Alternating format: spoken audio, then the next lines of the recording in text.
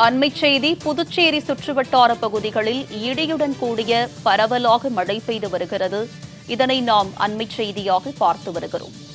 வெப்பம் தணிந்து குளிர்ச்சி நிலவுவதால் மக்கள் மகிழ்ச்சி அடைந்திருக்கிறார்கள். புதுச்சேரி சுற்றுவட்டார பகுதிகளில் இடியுடன் கூடிய பரவலாக மழை பெய்து வருகிறது. கோடை வெயில் சுட்டரித்து வந்த நிலையில் தற்போது பெய்து வரும் மழை குளிர்ச்சியை ஏற்படுத்தி இருக்கிறது.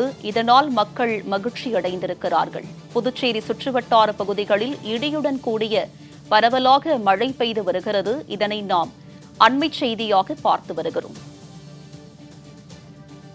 இது பற்றிய கூடுதல் விவரங்களுடன் இணைகிறார் எமது புதுச்சேரி செய்தியாளர் சித்தார்த். அவரிடம் விவரங்களை கேட்டு பெறலாம்.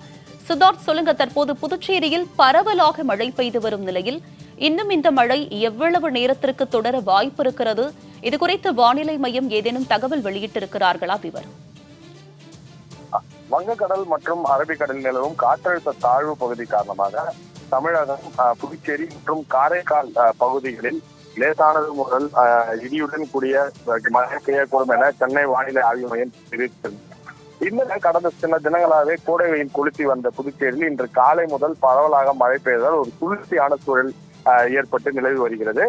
குறிப்பாக சொல்ல வேண்டுமென்றால் கடற்கரை சாலை, மழமலை அடிகள் சாலை, புதிய பேருந்து நிலையம், லாஸ்பேட்டை, உப்பளம், முத்தியால்பேட்டை, முதலாப்பேட்டை, ராஜ்பவன் உள்ளிட்ட அனைத்து நகரப்பகுதியிலும், அதேபோல் சோம்பட்டு, வில்லியனூர், மதடிப்பட்டு, திருக்குனூர், காலாப்பட்டு உள்ளிட்ட அனைத்து கிராமப்புற பகுதிகளிலும் இடியுடன் கூடிய மழையானது தொடர்ந்து தற்போது வரை பெய்து வருகிறது.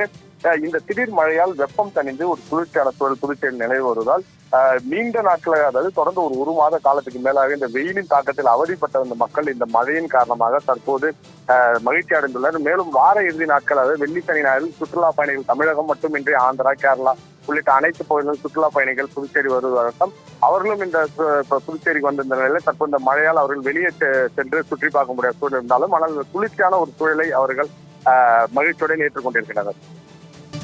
விவரங்களுக்கு நன்றி சித்தார்த்.